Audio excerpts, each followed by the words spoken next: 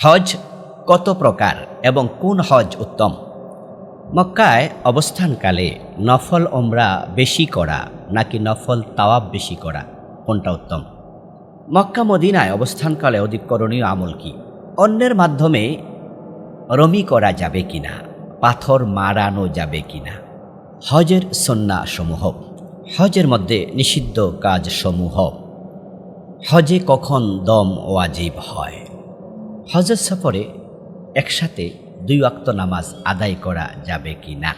হজে যদি দমে শকর দেওয়ার মতো টাকা না থাকে, করণীয় কি? চ্যানেলটি সাবস্ক্রাইব করে আমাদের সঙ্গেই থাকুন। হজের সুন্নাহ সমূহ। হজের সাথে কিছু সুন্নাহ জড়িত রয়েছে। 1 নম্বর, ইহরামের পূর্বে অজু ও গোসল করে নেয়া সুন্নাহ।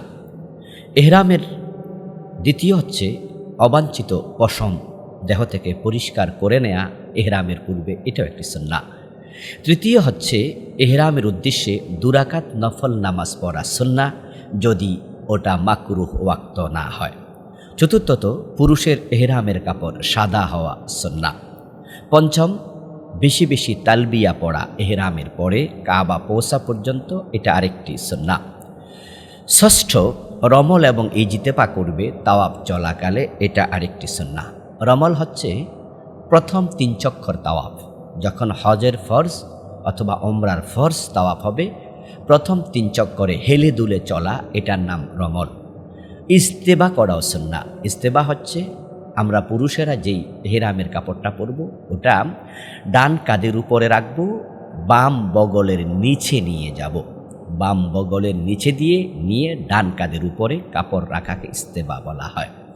এটা 3 চক্কর পর্যন্ত চলবে। চতুর্থ চক্করের সময় রমলও করবে না, ইজতেবাও থাকবে না, তখন স্বাভাবিকভাবে 2 কাঁধ ঢেকে তাওয়াফ করবে।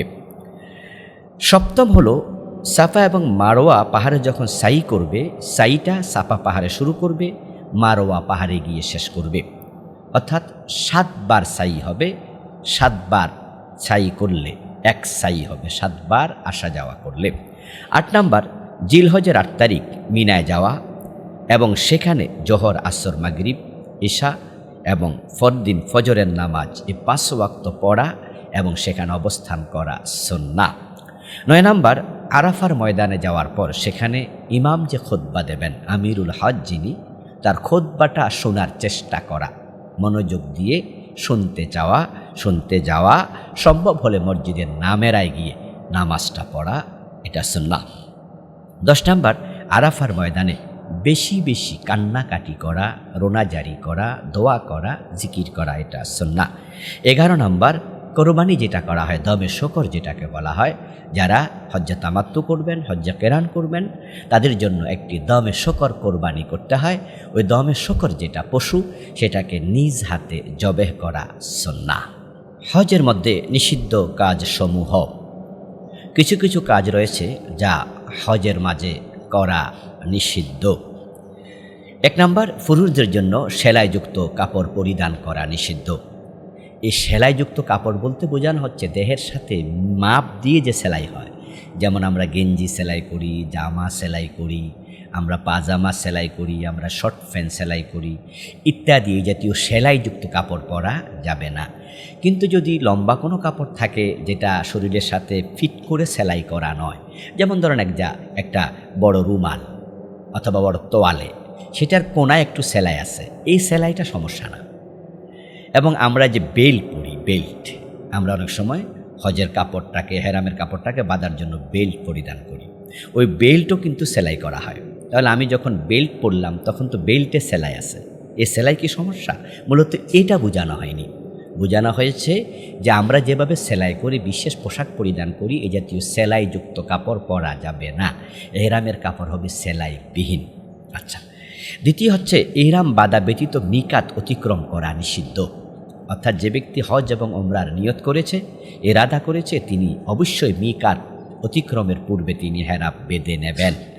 3 নম্বর, এহরামের পর চুল ও নখ কাটা নিষিদ্ধ। যিনি মহরিম, এহরাম করে ফেলেছেন তিনি নখও কাটবেন না, চুলও কাটবেন না। 4 নাম্বার, এহরামের পর শরীরে অথবা কাপড়ে সুগন্ধি ব্যবহার করা নিষিদ্ধ। কোনো সুগন্ধি এহরামের পরে আর পরবেন না, বরং এহরাম করার আগে তিনি সুগন্ধি মেখে নিতে পারবেন। 5 নাম্বার, তাওয়াফে জিয়ারতের পূর্বে স্বামী স্ত্রী সুলভ আচরণ করা নিষিদ্ধ। আপনি যখন কোরবান করে ফেলবেন, মাথার চুল কেটে ফেলবেন 10 তারিখে, তখন আপনি মনে করতে পারেন যে আমি তো এখন মাথার চুল কেটে ফেলেছি, এখন আমি মনে রিল্যাক্স, আমি এখন তো জামা কাপড় পরে ফেলেছি, সুতরাং আমার স্ত্রীর সাথে এখন আমি স্ত্রী সুলভ আচরণ করতে পারবো। নো, বরং আপনার একটি ফরজ কাজ বাকি রয়ে গেল, সেটা হচ্ছে তাওয়াফে জিয়ারত। তাওয়াফে জিয়ারতের আগে যদি কেউ স্বামী স্ত্রী সুলভ আচরণ করে তার হজ বাতিল হয়ে যাবে। হ্যাঁ, খুব সেন্সিটিভ বিষয়। এই জন্য স্বামী স্ত্রী সুলভ আচরণ করতে হলে অবশ্যই হজের কাজ শেষ করতে হবে। কোনো আলেম বলেছেন যে মিনার কাজগুলোও শেষ করা উচিত। তবে হ্যাঁ, তাওয়াফে বিদা করার আগে আপনি স্বামী স্ত্রী সুলভ আচরণ করতে কোনো আপত্তি নেই, কারণ তখন আপনি মুহরিম নন। যখন আপনি হজের কাজগুলো শেষ, মিনার কাজগুলো শেষ, তখন আপনি আর মুহরিম না, আপনি নন মুহরিম। তাওয়াফে জিয়ারতের পরেও কোনো আলেম বলেছে মিনার কাজ যদিও থাকে বাকি, তাওয়াফে জিয়ারত করে ফেললে আপনার এহরাম আর থাকে না, তখন আপনি গাইরে মুহরিম। তাই স্বামী স্ত্রী সুলভ আচরণ করলে তখন হজ বাতিল হবে না, কিন্তু তাওয়াফে জিয়ারতের আগে করা যাবে না।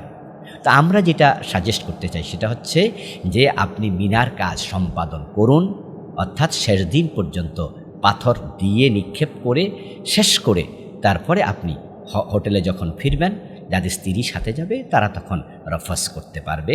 যেটা নিষিদ্ধ ছিল স্বামী স্ত্রীর সুলভ আচরণ, সেটা এখন তার জন্য বৈধ হয়ে যাবে। 6 নাম্বার, এহরাম পরার পর শিকার করা যাবে না, কোনো প্রাণী শিকার করা যাবে না।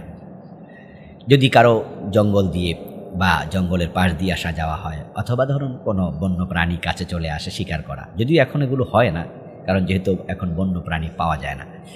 এহরাম অবস্থায় শিকার করা নিষেধ, কোনো শিকার কার্যে কাউকে সহযোগিতা করা নিষেধ। 7 নাম্বার, কোনো প্রাণীকে হত্যা করা যাবে না, মশা মাছিও মারা যাবে না, আর অন্য প্রাণী তো নয়। তবে হ্যাঁ, মারা যাবে সাপ, পাগলা কুকুর, অথবা এমন কোনো প্রাণী যে প্রাণী আপনাকে সবল দিলে আপনি মরে যাবেন। তাহলে নিজের জীবনকে নিরাপদ করার স্বার্থে শুধুমাত্র এমন প্রাণীগুলোকে মুহরিম হত্যা করতে পারবে, এছাড়া অন্য সাধারণ কোনো প্রাণী এহরাম অবস্থায় হত্যা করা জায়েজ নাই। 8 নাম্বার, মক্কার সীমানায় হারাম এলাকায় কোনো গাছপালা কাটা যাবে না, ডাল ভাঙ্গা যাবে না, এটা নিষেধ। এই কাজ যদি কেউ করে তার জন্য দম ওয়াজিব হবে না, তবে সাদাকা ওয়াজিব হবে। যদি কেউ মশা বা মাছি মেরে ফেলে তার জন্য দম ওয়াজিব হবে না, সাদাকা ওয়াজিব হবে।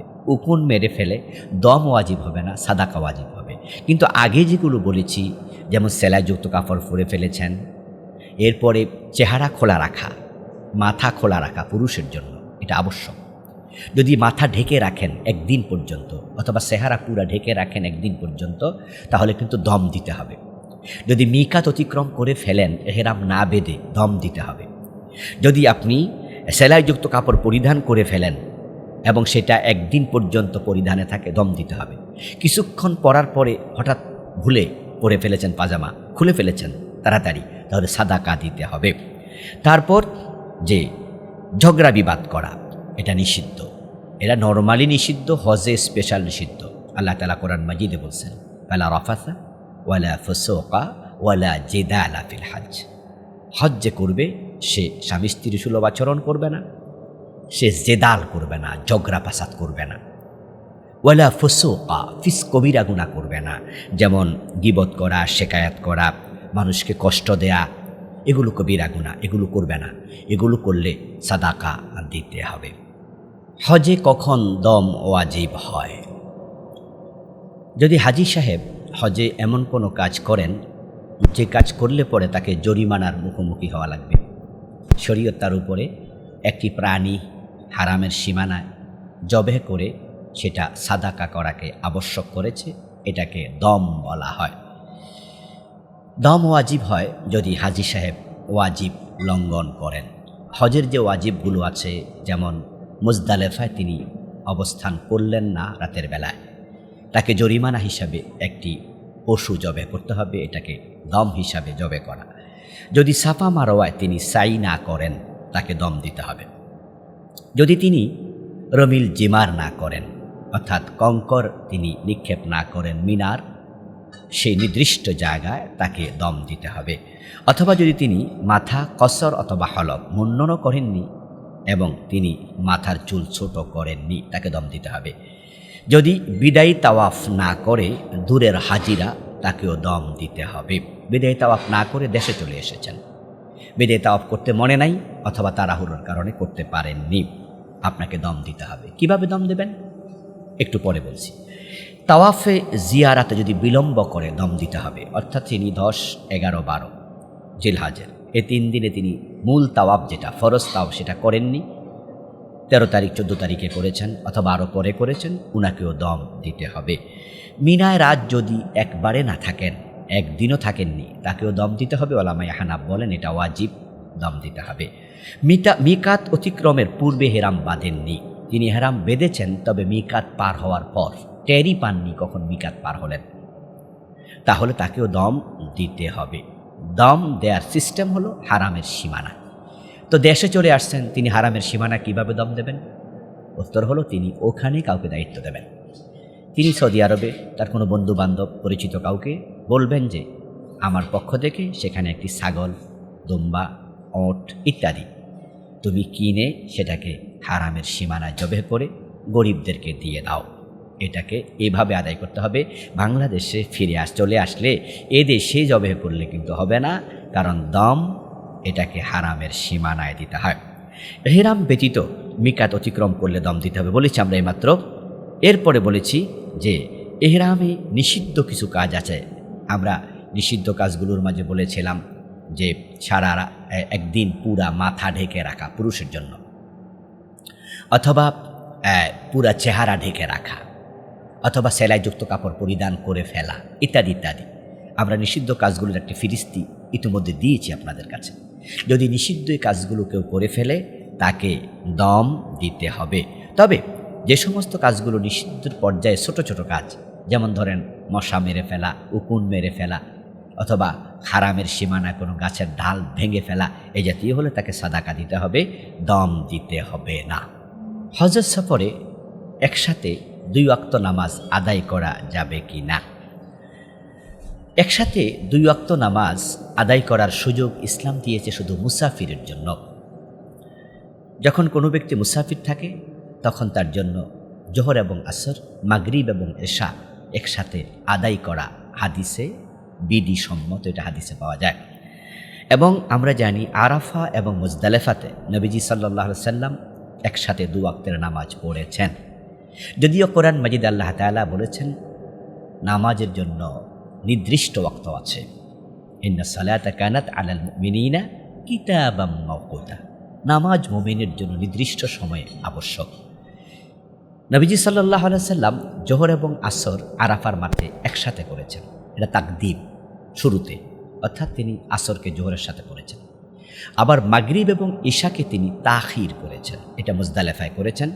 তিনি মাগরিবের নামাজটাকে আরাফায় পড়েননি, যদিও তিনি সূর্য অস্ত যাওয়ার পরে আরাফা থেকে বের হয়েছিলেন, কিন্তু নামাজটা তিনি পড়েছেন মুজদালেফায়, কি এটাকে তাখির বলে। তাহলে কোরআনের আয়াত হচ্ছে নির্দিষ্ট সময়, আর নবীজির হাদিস দ্বারা আমরা ধরলাম যে আরাফা এবং মুজদালেফায় এই আয়াতের ভিন্নতা পাওয়া যায়। এই জন্য আমরা আরাফা মুজদালেফা এই সুন্নাহ ফলো করি। ঠিক একই সুন্নাহ মুসাফিরের জন্য আছে। হযরত মুআজ বিন জাবাল রাদিয়াল্লাহু তাআলা আনহু বলছেন, খারাজনা মা রাসূলিল্লাহি সাল্লাল্লাহু আলাইহি ওয়াসাল্লাম ফি গাযওয়াতি তাবুক ফাকানা ইউসাল্লি যুহরা ওয়াল আসরা জামিআ ওয়াল মাগরিবা ওয়াল ইশা জামিআ। হযরত মুআজ বিন জাবাল বলেন, নবীজি সাল্লাল্লাহু আলাইহি সাল্লামের সাথে আমরা তাবুকের যুদ্ধে বের হয়েছি। অতঃপর তিনি জোহর এবং আসরকে একসাথে পড়েছেন, মাগরিব এবং এশাকেও তিনি একসাথে পড়েছেন। সহিহ মুসলিম হাদিস নাম্বার 706। অনুরূপভাবে ইবনে আব্বাস রাদিয়াল্লাহু তাআলা আনহু থেকে বর্ণিত হাদিস রয়েছে, আরও অন্যান্য সাহাবীদের থেকে বর্ণিত হাদিস রয়েছে। সেটা হচ্ছে রাসূলুল্লাহ সাল্লাল্লাহু আলাইহি ওয়াসাল্লাম যখন মুসাফির হতেন, সফরে যেতেন, তখন তিনি জোহর এবং আসরকে একসাথে পড়তেন, কখনো তাকদীম কখনো তাখির। নবীজি সাল্লাল্লাহু আলাইহি ওয়াসাল্লাম মুসাফির অবস্থায় বের হলে যখন তিনি সূর্য হেলার আগে বের হতেন, তখন তো জোহরের সময় হয়নি, সূর্য এখনও হেলেনি। তখন তিনি প্রতিমধ্যে আর জোহর পড়তেন না জোহরের টাইমে, তিনি জোহরকে আসরের সাথে পড়তেন। আবার যখন তিনি বের হতেন এমন সময় যখন জোহরের সময় হয়ে গেছে, অর্থাৎ তিনি মুসাফির, তখন সফর অবস্থা কোথাও বিশ্রামে আছেন, তারপরে সেখান থেকে তিনি পরবর্তী গন্তব্যে রওনা দিয়েছেন, জোহরের সময় হয়ে গিয়েছে, নবীজি সাল্লাল্লাহু আলাইহি সাল্লাম তখন কি করতেন, জোহরের সাথে আসরকে পড়ে ফেলতেন। তিনি আসরকে তাকদিম করতেন জোহরের সাথে, কখনো আবার জোহরকে তাখির করতেন আসরের সাথে, এটা তিনি সফরে করতেন। আবার মাগরিব এবং এশাকে তিনি জামা করতেন, তাকদিমও করতেন, তাখিরও করতেন। যখন তিনি মাগরিব পড়ে রওনা হতেন তখন এশাকে মাগরিবের সাথে পড়ে ফেলতেন। আবার যখন তিনি মাগরিবের সময়ের একটু আগে রওনা হয়েছেন তখন তিনি মাগরিবের নামাজটাকে এশারের সাথে আদায় করতেন। কেন করতেন? এটা সহজ করার জন্য। এটা মুসাফিরের মাসালা, হজের সফর হোক অথবা অন্য যে কোনো সফর হোক, আমরা এই হাদিস অনুসরণ করতে পারি। কিন্তু ওলামায়ে হানাফ বলেন যে না, এটা আরাফা এবং মুজদালেফা ব্যতীত এভাবে করা যাবে না, জমা বাইনা সালাতাইন করা যাবে না। কিন্তু অন্য অন্য মাসলাকে সকল আলেম বলে করা যাবে। এখন হানাফি মাযহাবের এই ফতোয়ার কারণে আমরা এটা অনেকে করি না। তো না করার কারণে কি হয়, নামাজ ডিরেক্টলি কাজা হয়। আমি নিজে তার সাক্ষী। আমি দেখেছি হজের সফরে, ওমরার সফর অথবা অন্য সফরে বিমানে যারা আছে অধিকাংশ হাজি, অধিকাংশ ওমরাকারী তারা নামাজ পড়ছেন না। কেন পড়ছেন না? ওযুর ব্যবস্থা নেই, নামাজ পড়ার পরিবেশ নেই, এই জন্য দেখা যায় তারা নামাজ কাজা করে ফেলছেন। কিন্তু আমরা যারা আছি আলহামদুলিল্লাহ, আমিও এই হাদিস ফলো করি। আমি যখন দেখি যে আমার আসরটা কাজা হয়ে যাবে তখন আমি জোহর আসর একসাথে পড়ে নিই, তাহলে আসর আর কাজা হলো না। আর মাগরিব যেহেতু এশারের সাথে পড়া যায়, তা আমি এবার মাগরিব এশা একসাথে পড়ে নিই, তাখির করি। এইভাবে দেশের সফরেও দেখা যায় এটা অতি সহজ হয়। নবীজি সাল্লাল্লাহু আলাইহি সাল্লাম যাহা করেছেন তাহাই তো ইসলাম, এবং এটা সহিহ হাদিস দ্বারা প্রমাণিত, তিনি এটা করেছেন। এই জন্য নামাজ কাজা করার তো কোনো অনুমতি নেই। যদি আপনি মনে করেন যে আমি জোহর আসর যদি একসাথে না পড়ি আমার আসরটা কাজা হয়ে যাবে, মাগরিব এশা যদি একসাথে না পড়ি তাহলে আমার এশাটা কাজা হয়ে যাবে, অথবা মাগরিবটা কাজা হয়ে যাবে, তাহলে কাজা করার কোনো সুযোগ কোনো মাযহাবে নাই, অনুমতি নেই। কিন্তু তিন মাযহাব, হানাফি ছাড়া মালিকি, শাফি, হাম্বলি, এই তিন মাযহাবই কিন্তু জামাবানা সালাতাইনকে তারা মুসাফিরের জন্য অ্যাকসেপ্ট করেন, গ্রহণ করেন। আর নবীজি সাল্লাল্লাহু আলাইহি সাল্লাম যেহেতু করেছেন, সহিহ মুসলিমে আছে, আবু দাউদে আছে, বিভিন্ন কিতাবে আছে, তিনি একসাথে জোহর আসর পড়েছেন, মাগরিব এশা পড়েছেন। তা আমাদের পড়তে হাদিস যেহেতু আছে অসুবিধা নেই। উল্লেখ্য যে মাগরিব এবং আসরকে কিন্তু একসাথে করা যাবে না, এ ভুল করা যাবে না যে আপনি মাগরিব আসর একসাথে পড়বেন, আসর মাগরিব একসাথে পড়বেন, এটা পারবেন না। দিনেরটা জমা করা যাবে দিনে, রাতেরটা জমা করা যাবে রাতে, কিন্তু রাতের নামাজ আর দিনের নামাজ একসাথে পড়া যাবে না। হজে যদি দমে শকর দেওয়ার মতো টাকা না থাকে করণীয় কি? আমরা জানি যে যারা হজ করতে যান তাদেরকে সেখানে একটি কোরবানি করতে হয়। কোরবানি যদিও এটা ঠিক শব্দ নয়, কোরবানিকে বলা হয় উদহিয়া। এটা যার সম্পদ আছে তার উপর ওয়াজিব। কিন্তু আমরা হজের সাথে যেটা দেই এটা আসলে কোরবানি নয়, যদিও আমাদের দেশে কোরবানি শব্দটা বলে আর কি। এটা হচ্ছে দমে শকর।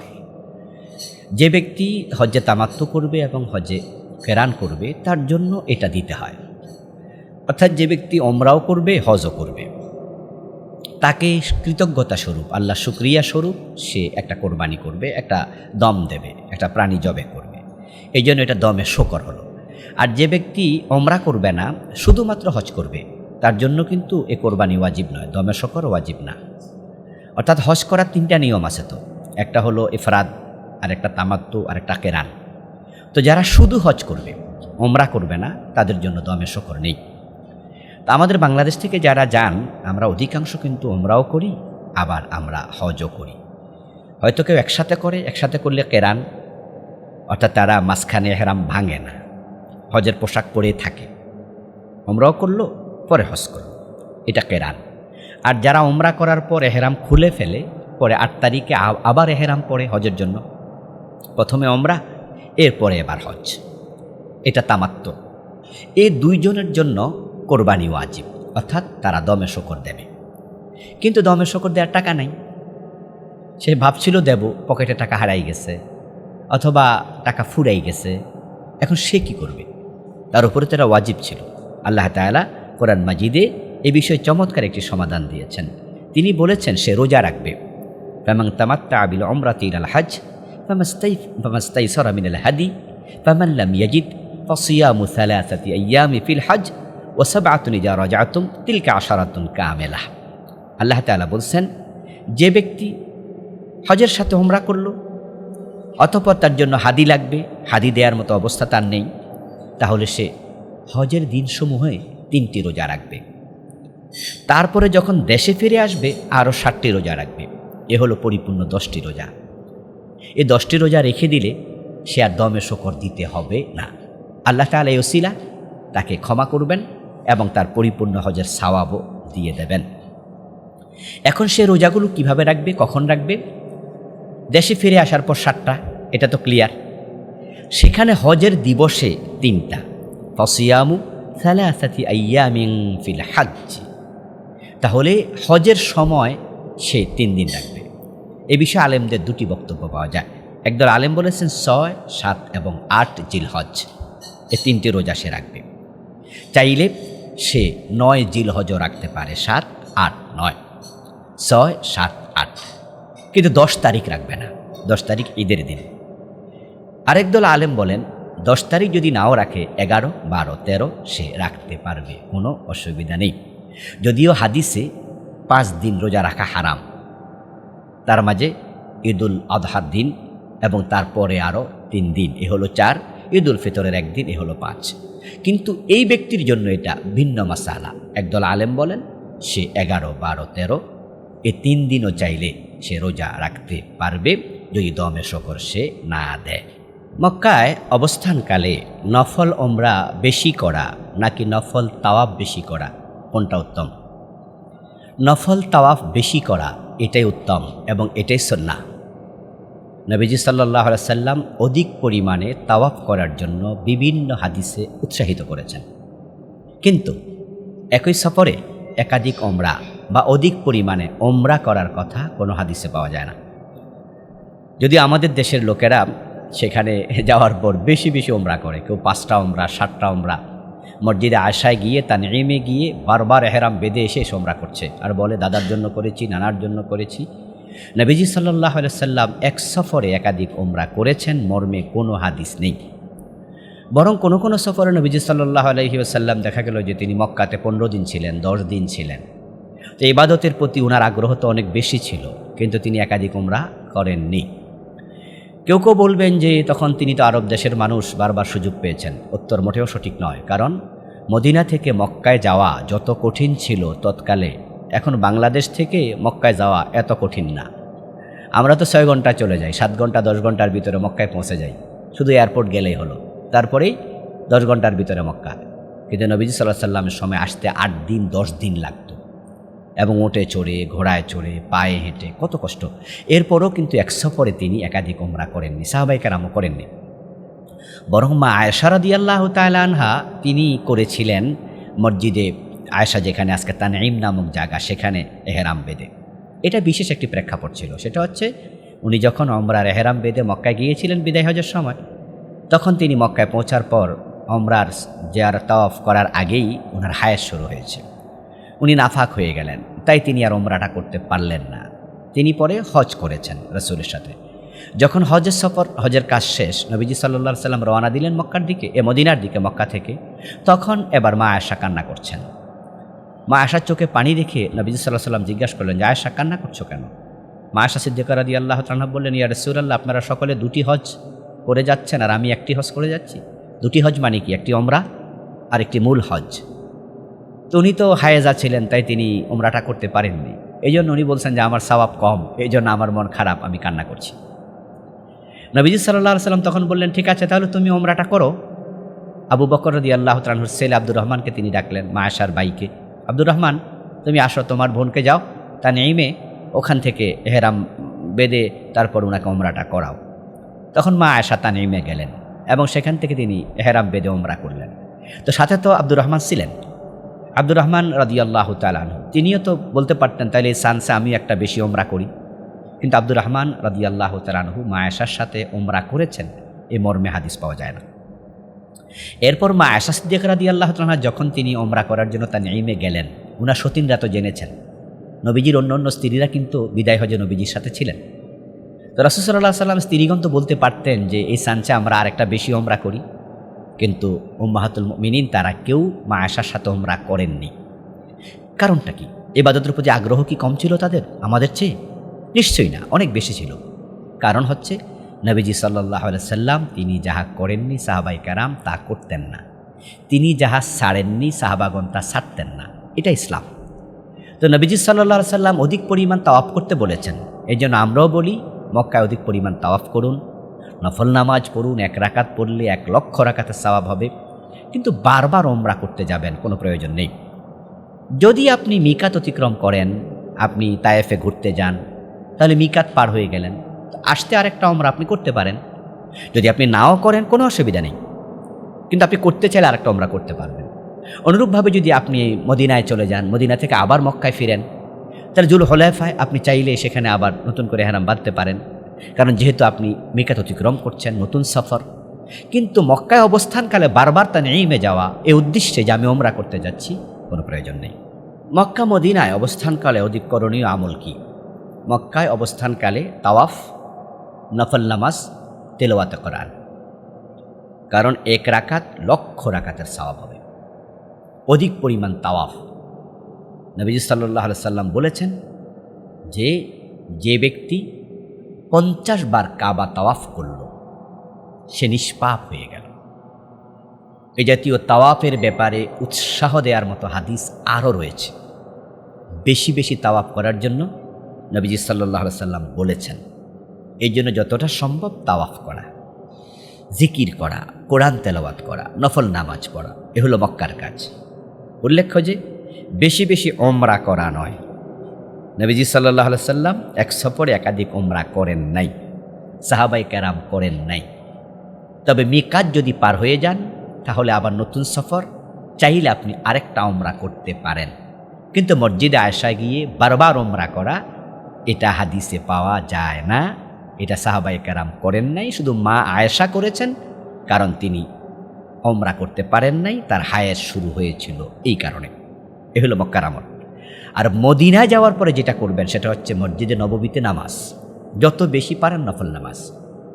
কারণ 2টি হাদিস পাওয়া যায়, একটাতে পাওয়া যায় 1 রাকাত 1000 রাকাতের সওয়াব, আরেকটি হাদিসে পাওয়া যায় 50,000 রাকাতের সওয়াব। যদিও 50,000 রাকাতের সওয়াব মসজিদে নববীর, এটা জয়ীফ হাদিস। 1 রাকাত 1000 রাকাতের সওয়াব, এটা সহিহ হাদিস। তাহলে বেশি বেশি নফল নামাজ পড়া, কোরআন তেলাওয়াত করা, জিকির করা মসজিদে নববীতে থেকে। আরেকটা কাজ করা যায়, মসজিদে কোবায় গিয়ে নামাজ পড়া। এটা অত্যন্ত ফজিলতপূর্ণ আমল। ক্বালা রাসূলুল্লাহ সাল্লাল্লাহু আলাইহি ওয়াসাল্লাম মান তাতাহহারা ফি বাইতিহি সুম্মা আতা মসজিদা কুবা ফাসাল্লা ফিহি সালাতান কানা লাহু কাউমরাহ। হাদিস সহিহ। নবীজি সাল্লাল্লাহু আলাইহি ওয়াসাল্লাম বলেছেন, যে ব্যক্তি ঘরে পবিত্রতা অর্জন করবে, ওযু করবে, গোসল করবে, ঘরে ওযু করে, তারপর মসজিদে কোবায় যাবে এবং সেখানে সে নামাজ পড়বে 2 রাকাত 4 রাকাত যা পারে, তার আমল নামায় একটি ওমরার সওয়াব দেয়া হবে। তাহলে যদি আপনি মদিনা থাকা অবস্থায় বারবার যেতে চান, মসজিদে কোবায় প্রতিদিন একবার যান, সেখানে 10 রিয়াল যেতে নেয়, আসতে 10 রিয়াল নেয়, পায়েও হেঁটে যাওয়া যায়, সুযোগ আছে, তাহলে আপনি বারবার ওমরার সওয়াব পেয়ে যাবেন। এটা করা যাবে। অন্যের মাধ্যমে রমি করা যাবে কিনা, পাথর মারানো যাবে কিনা? উত্তর হলো, নিজের আমলটি নিজে করুন, অন্যের দ্বারা নয়। তবে যদি আপনি অক্ষম হন, তাহলে অন্যের মাধ্যমে পুরা হজই করানো যায়। এটাকে আমরা বদলি হজ বলি। কিন্তু নিজে সক্ষম থাকতে কোনোটাই নয়, প্রত্যেকটা নিজে করতে হবে। এখন রমির ব্যাপারে একই মাসালা। যদি কেউ অসুস্থ হয়, পথ হারানোর সম্ভাবনা থাকে একা হওয়ার কারণে, অথবা সেখানে গেলে অসুস্থ হয়ে যাওয়ার সম্ভাবনা থাকে ইত্যাদি ওজর তৈরি হয়, তাহলে মাযুর অবস্থায় অন্যের মাধ্যমে পাথর নিক্ষেপ করার অনুমতি ওলামাগণ দিয়েছেন, ওলামায়ে কেরাম দিয়েছেন। যিনি পাথরটা নিক্ষেপ করবেন তিনি আগে নিজেরটা মারবেন। নিজেরটা মারার পর তারপর তিনি আবার নিয়ত করবেন যে আমি অমুকের পক্ষ থেকে এখন পাথর মারছি। এ চিন্তা মাথায় রেখে তিনি বিসমিল্লাহ আল্লাহু আকবার বলে অন্যের পক্ষ থেকে তিনি পাথর মারতে পারবেন। এটা যদি অক্ষম হয় তখনই। হজের প্রস্তুতি নিয়ে কিছু কথা। হজ যেহেতু একটি লম্বা সফর, কষ্টের সফর, এজন্য সফরটাকে একটু স্মুথ করার জন্য প্রস্তুতিটা একটু ভালো হওয়া দরকার। কিছু ভুলের কারণে সফরটায় কষ্টে পতিত হয়। এই জন্য আমরা পরামর্শ দিচ্ছি, 1 নাম্বার, প্রয়োজনীয় কাগজপত্রগুলো অবশ্যই আপডেট করে নেবেন, যেন বাংলাদেশের এয়ারপোর্টে গিয়ে অথবা জেদ্দা এয়ারপোর্টে গিয়ে কোনো রকমের হয়রানির শিকার হতে না হয় আপনি অনেক বড় হয়রানির শিকার হয়ে যেতে হবে। পাসপোর্ট, ভিসা সংক্রান্ত বাকি কাগজপত্র সব কিছু আপডেট করে নিতে হবে। এটা প্রথম কাজ। সেখানে খরচ করার জন্য রিয়াল নিয়ে যাবেন, বাংলা টাকা ভাঙিয়ে কিছু রিয়াল নিয়ে যাবেন। সেখানে রিয়ালগুলো যত্নে রাখবেন, কারণ ওমরায় অথবা হজে রিয়াল হারিয়ে যায় এমন ঘটনা এভেলেবেল ঘটছে। পকেট মারও সেখানে আছে। তাওয়াফ করতে যাবেন, সেখানে মোবাইল হারিয়ে যেতে পারে। সেখানে ভিড়ের ভিতরে আপনার পকেট থেকে টাকাও হারিয়ে যেতে পারে, কারণ কিছু লোক সেখানেও 2 নাম্বারই করছে এবং 2 নাম্বারই করার জন্যই সেখানে যাচ্ছে, এমন কিছু দুষ্ট লোকও সেখানে রয়েছে। এজন্য সতর্ক থাকবেন। প্রয়োজনীয় কাপড় চোপড় নিতে ভুল করা যাবে না। হজে যাওয়ার আগে, উমরায় যাওয়ার আগে একটি তালিকা করতে পারেন যে আমি সেখানে 30 দিন, 40 দিন, 20 দিন থাকবো, 50 দিন থাকবো, কী কী নেওয়া উচিত। লুঙ্গি, পাজামা, জামা, গামছা, চিরুনি, আয়না, ছুরি, কেসি, শেভ করার যন্ত্র, ব্রাশ, টুথপেস্ট, মানে আপনার দৈনন্দিন 40 দিন থাকলে যা লাগবে একটা তালিকা করে সবগুলো তালিকা দেখে দেখে ব্রিফকেসে ঢুকিয়ে নেবেন। এবং যে ব্যাগেজটা হ্যান্ড লাগেজ হিসাবে নেবেন অথবা যেটা হাতে থাকবে ছোট ব্যাগ, এখানে কিন্তু কেচি, এরপরে এখানে ব্লেড, ছুরি জাতীয় কিছু নিতে পারবেন না। নিলে এয়ারপোর্টে এগুলো ফেলে দেবে। তবে আপনার যে লাগেজটা আপনি দিয়ে দেবেন বেল্টের মাঝে, সেটা বিমানের পেটে চলে যাবে, ওটার মাঝে আপনি ছুরি বা যা মনে চায় আপনি নিতে পারবেন, প্লেট, গ্লাস ইত্যাদি যা লাগবে। উল্লেখ্য যে টাকা হলে সেখানে সব পাওয়া যায়। যদি আপনি সেখানে ভাবেন যে আমি গিয়ে কিনবো, তাহলেও সুযোগ আছে। তবে ঔষধের ব্যাপারে সাবধান থাকবেন, কারণ সৌদি আরবে ভাঙ্গা ওষুধ পাওয়া যায় না। ফার্মেসিগুলোতে আপনি যদি কিনতে যান, একসাথে অনেকগুলা আপনাকে কিনতে হবে। এই জন্য ভাঙতি ওষুধ যেগুলো প্যারাসিটামল টাইপের আছে, এগুলো নিজে নিয়ে যাবেন। এরপরে যেটা করা দরকার, এহরামের কাপড় কমপক্ষে 2 সেট নেবেন, 4টা, নিচের 2টা, উপরের 2টা। তাহলে দেখা যাবে একটা অপবিত্র হলে বাকিগুলো আপনি অবশ্যই চেঞ্জ করে আপনি এহরামের কাপড় পরে ওমরা করতে পারবেন, নামাজ পড়তে পারবেন। আরও প্রয়োজনীয় যা আছে আপনারা বিভিন্ন বই থেকে দেখে দেখে সহযোগিতা নিন, তাহলে হজের সফরটা, ওমরা সফরটা সুন্দর হবে। হজ এবং ওমরার জন্য এহরাম বাঁধা ফরজ। এহরাম বাঁধার সাথে কিছু সুন্নাহ জড়িত, কিছু সিস্টেম জড়িত। তা আমরা বলবো, এহরাম যখন আপনি বাঁধার চিন্তা করবেন, আপনি গোসল করে নেবেন, অজু করে নেবেন এবং এহরাম বাঁধার পূর্বে আপনি এহরামের কাপড়টা পরে নেবেন। যারা পুরুষ মানুষ অথবা নারী, পুরুষের জন্য 2টি সাদা কাপড় সেলাইবিহীন, ওই কাপড়টা পরে আপনি টুপি মাথায় দেন। টুপি ছাড়াও কোনো অসুবিধা নেই, টুপি মাথায় দেয়া ভালো। তারপর এহরামের নিয়তে 2 রাকাত নফল নামাজ পড়বেন, যদি তখন মাকরু ওয়াক্ত না হয়। মাকরু ওয়াক্ত মানে সূর্য মাথার উপরে অথবা সূর্য হেলে গেলে, আসরের নামাজের পরে অথবা সূর্য ডোবার সময়। আসরের নামাজের পরে নফল নামাজ নেই, তবে আপনি এহরামের উদ্দেশ্যে পড়তে পারবেন, অসুবিধা নেই, কিন্তু সূর্য অস্তগামী অবস্থায় নয় অথবা সূর্য ওঠার সময় নয়, এগুলো মাকরু ওয়াক্ত। এই টাইমগুলোতে এহরামের জন্য নফল নামাজ পড়বেন না। এই টাইম যদি না হয়, 2 রাকাত নফল নামাজ পড়ে নেবেন। নফল নামাজ শেষ হওয়ার পরে টুপিটা খুলে রাখুন। টুপিটা খুলে এবার আপনি তালবিয়া পড়ুন। তালবিয়ার আগে বলবেন, যদি ওমরার জন্য হয়, লাব্বাইকা ওমরাতান, আল্লাহু আকবার, লাব্বাইক আল্লাহুম্মা লাব্বাইক, লাব্বাইক লা শারীকা লাক লাব্বাইক, ইন্নাল হামদা ওয়ান নি'মাতা লাকা ওয়াল মুলক লা শারীকা লাক, আপনি পড়লেন। যদি আপনি হজের জন্য পড়ছেন, তখন লাব্বাইকা হাজ্জান, লাব্বাইক আল্লাহুম্মা লাব্বাইক, লাব্বাইক লা শারীকা লাক লাব্বাইক, ইন্নাল হামদা ওয়ান নি'মাতা লাকা ওয়াল মুলক লা শারীকা লাক। এই যে আপনি পড়লেন, এবার কিন্তু আপনি মুহরিম হয়ে গেলেন। তাহলে 2 রাকাত নফল নামাজ, তার আগে ওযু, তারপরে টুপি খোলা, তারপরে এবার নিয়ত করে তালবিয়া পড়া। এই তালবিয়া হয়ে গেল। এবার হারামে পৌঁছা পর্যন্ত আপনার সবচেয়ে বেশি একটাই কাজ, বারবার লাব্বাইক আল্লাহুম্মা লাব্বাইক বলতে থাকবেন। হজ কত প্রকার এবং কোন হজ উত্তম, হজ 3 প্রকার। 1 নম্বর হজ্জে ইফরাদ, দ্বিতীয় হজ্জে তামাত্তু, 3 নম্বর হজ্জে কেরান। হজ্জে ইফরাদ মানে হচ্ছে যারা শুধু হজ করবে, ওমরা নয়। যারা হালে আরব তারা শুধু হজ করেন, হজের জন্য মক্কায় আসেন, ওমরা তারা করেন না। কারণ ওমরা তারা স্বাভাবিকভাবে প্রতি মাসেও করতে পারে, এই জন্য হজের সময় তারা ভিড় বাড়ান না, বরং তারা শুধু হজ করেন, এটা ইফরাদ। আর আমরা বাংলাদেশ থেকে যারা যাই, আমরা স্বাভাবিকত হজ্জে তামাত্তু করি। তামাত্তু মানে হলো আমরা বাংলাদেশ থেকে ওমরার নিয়ত করি, হজের নিয়ত না। আমরা ওমরার এহরাম বাঁধি, ওমরার তালবিয়া করি, লাব্বাইকা ওমরাতান, আমরা ওমরার জন্য তালবিয়া পড়ছি, লাব্বাইক আল্লাহুম্মা লাব্বাইক, তালবিয়া পড়ে আমরা মক্কায় যাই। তারপরে আমরা মক্কায় গিয়ে ওমরা সম্পাদন করে আমরা মাথা কামাইয়া আমরা হলক করে ফ্রি হয়ে যাই। এখানে 10 দিন 20 দিন আমরা থাকি, সাধারণভাবে থাকি, কাপড় চোপড় পরি, নর্মালি থাকি। তারপর জিলহজের 8 তারিখে আমরা তখন নতুন করে আবার হজের এহরাম বাদে হজ করি। এই মাঝখানে একটু সুযোগ নেই, এটা হচ্ছে তামাত্তু। আরেকটা হচ্ছে কেরান। কেরান হচ্ছে হজ এবং ওমরা দুটো একসাথে করা।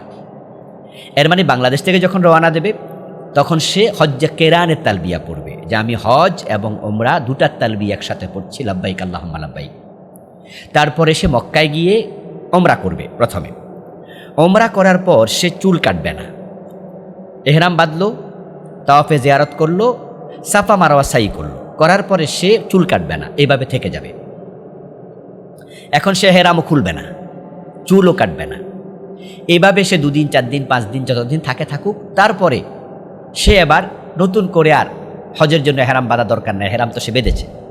এবার সে 8 তারিখে মিনায় চলে যাবে, মিনা থেকে 9 তারিখ চলে যাবে আরাফা, তারপরে হজ শেষ করবে।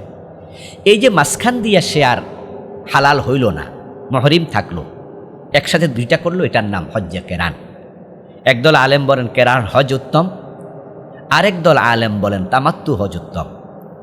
এখন আমি বলবো, আমাদের যেহেতু বাংলাদেশ থেকে আমরা যাই 40 দিনের সফর, 30 দিনের সফর, লম্বা সফর, এই জন্য আমরা একটু রিল্যাক্সের জন্য তামাত্তু হজের জন্য বলি তামাত্তু। আর যাদের হজের সফর লাস্টে হয়, 2 দিন আগে ফ্লাইট, 3 দিন আগে ফ্লাইট, তারা চাইলে কেরান করতে পারেন। তারা বাংলাদেশ থেকে একসাথেই তারা ওমরা এবং হজ দুটার এহরাম বেঁধে যাবেন, দুইটাই চলে। আসসালামু আলাইকুম রহমতুল্লাহ।